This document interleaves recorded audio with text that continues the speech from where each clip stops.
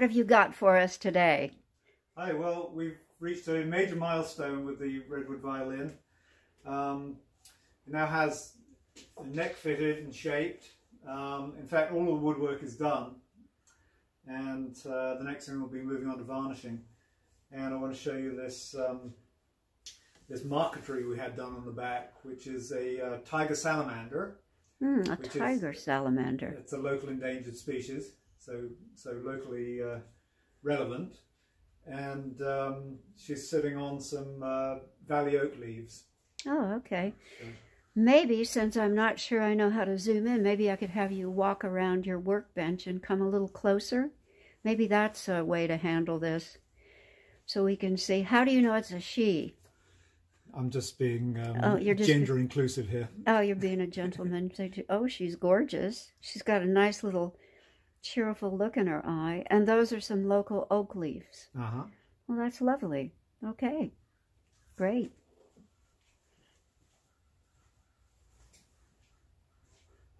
So yeah, next I'll be moving on to varnishing, and I can show you a couple of other things that I've been working on. Last time I think I talked to you, I was about to make a tail gut, and this is the gut here. It's finished and ready to go. Things I'll need for varnish: I've been making resin out of pine sap, and also this is a very simple still that I've been using to extract turpentine from the pine sap. Okay.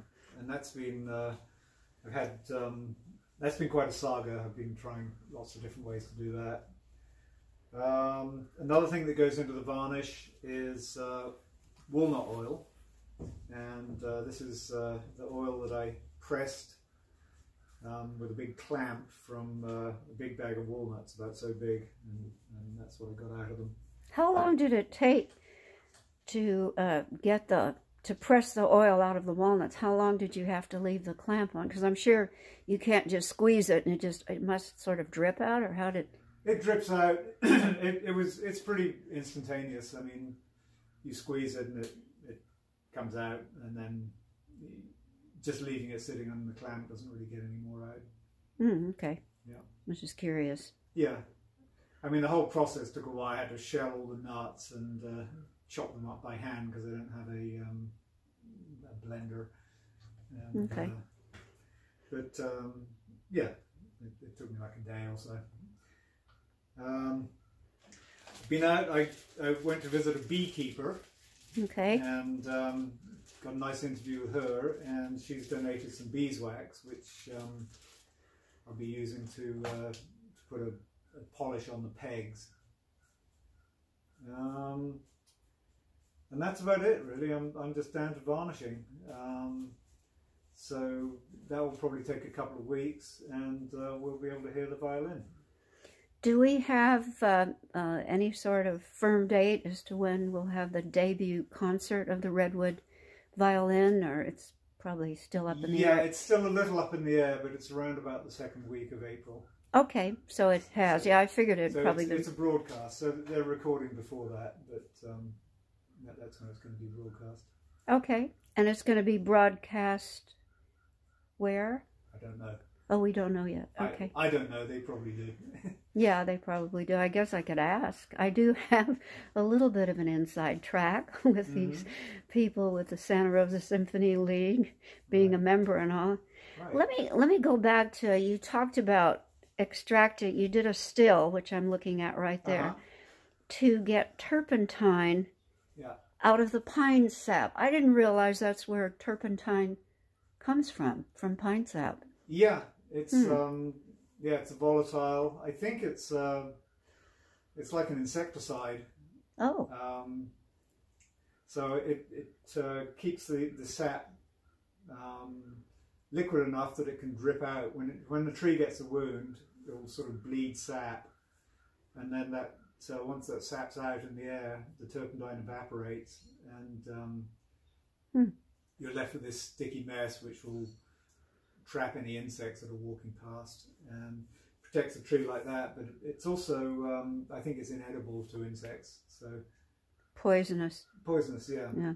Well, that's interesting because, you know, they always say that redwood trees, when you build a deck or you have deck furniture, you should use redwood because the insects don't attack it.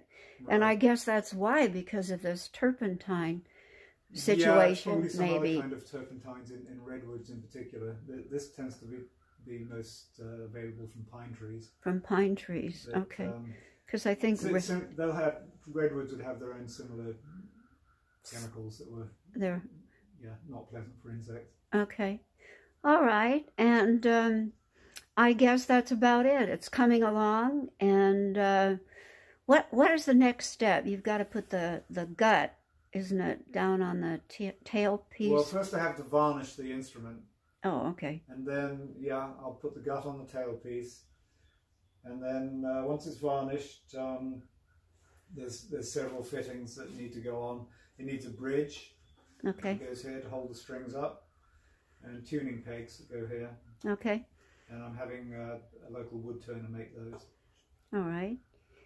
And as you mentioned before, we're using the synthetic strings. That's right. Because they work best with today's situation rather than the old-fashioned way with the gut. Yeah, they work best, and making traditional gut strings is a little too difficult for me to do.